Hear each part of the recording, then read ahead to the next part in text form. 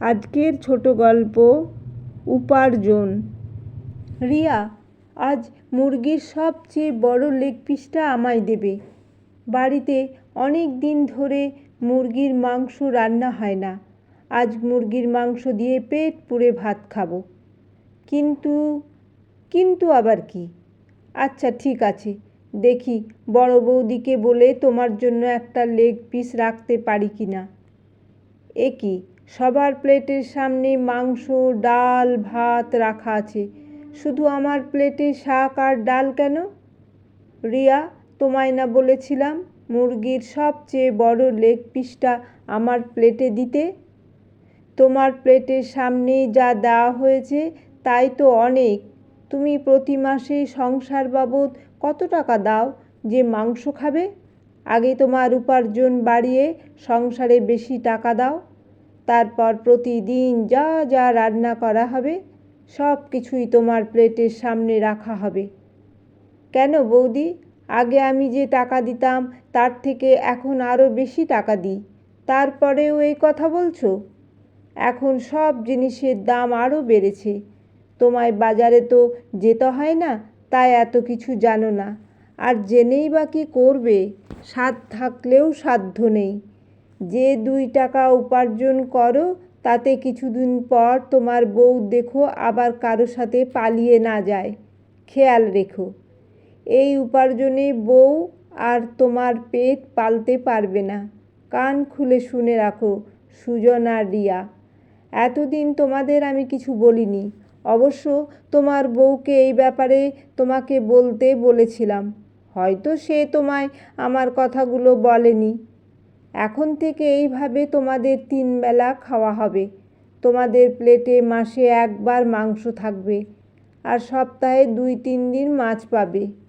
আর বাকি দিনগুলো শাক, তরকারি বা কোনো কিছু ভাজা আর ডাল থাকবে। এর বেশি কিছু আশা করবে না। টাকা দেয় অল্প, সে আবার মুরগির বড় লেগ পিস খাবে। আহ্লাদি এসব কথা শুনে হাসবো নাকি কাঁদবো সেটা ভেবে পায় না। যদি এই দিয়ে খেতে পারো খাও, না হলে খাবার টেবিল থেকে উঠে যাও। আমার সন্তানেরা খাবে এখন, কি জানি আবার নজর না লেগে যায় ওদের খাবারে। বড়দা, ছোড়দা, তোরা কি করে এইভাবে বউয়ের গোলাম হয়ে গেলি? তোদের 2 জনের পড়াশোনার কথা ভেবে আমি উচ্চ মাধ্যমিক পরীক্ষা দিয়ে আর পড়াশোনা করলাম না, পড়াশোনা ছেড়ে দিলাম।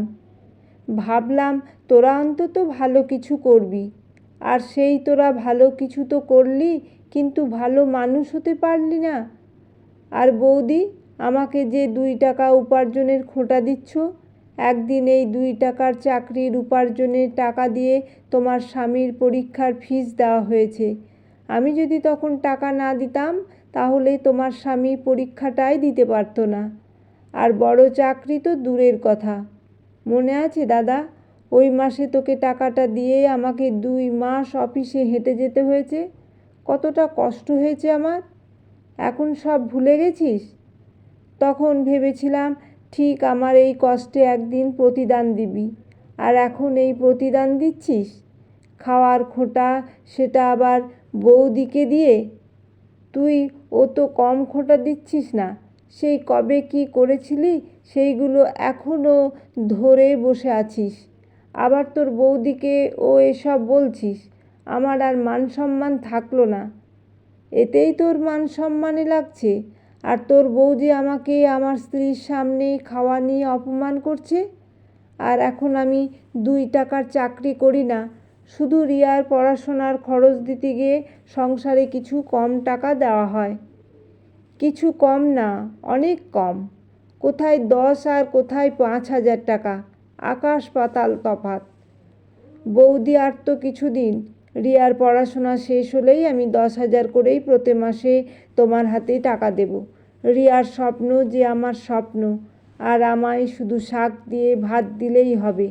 কিন্তু রিয়াকে একটু ভালো মন্দ খাবার দিও, ওর পড়াশোনা করতে হয়।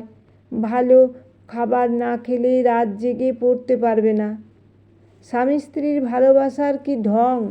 স্বামী করে 2 টাকার চাকরি আর তার বউ হবে ডাক্তার, লোকে শুনলে হাসবে। রিয়ার দিকে তাকিয়ে দেখি মেয়েটা কাঁদছে। রিয়া, এই রিয়া, খাবে না? যাও রুমে ভাত নিয়ে এসো। এখন থেকে আমরা দুজনেই রুমে বসেই ভাত খাবো। না, আমার খিদে নেই, তুমি গিয়ে খেয়ে এসো। আমি আর ডাক্তারি পড়বো না।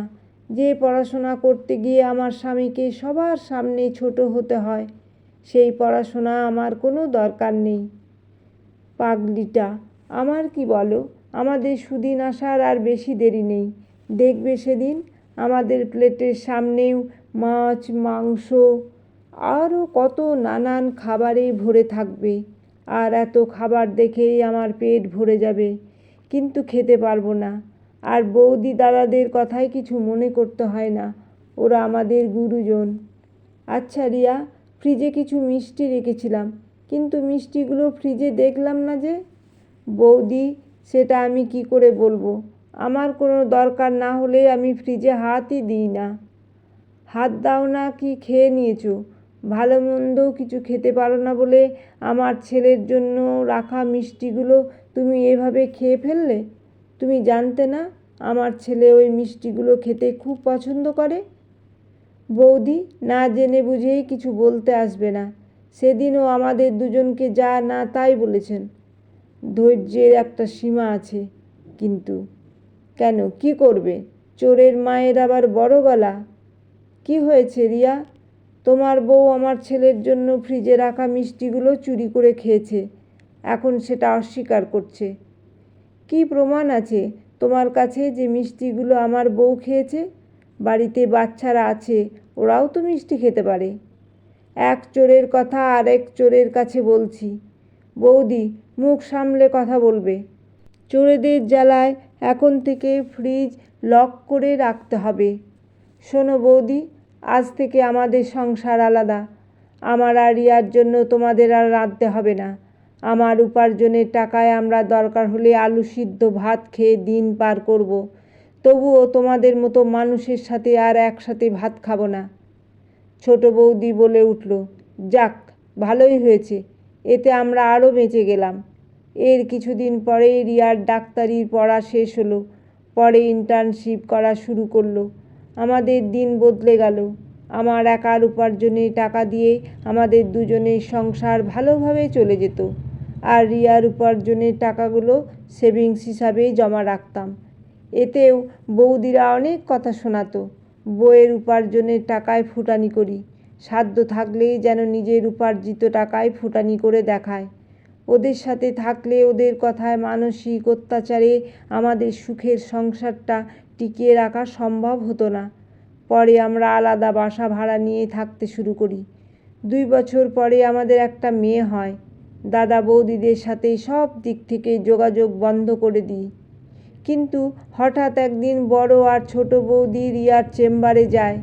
বড়দা চাকরি বাদ দিয়ে ড্রাগ অ্যাডিক্টেড হয়ে গেছে, আর ছোটদার চাকরি চলে গেছে, আর এখন কোনো চাকরি খুঁজে পাচ্ছে না। তাই এখন সংসার চালানো মুশকিল হয়ে গেছে।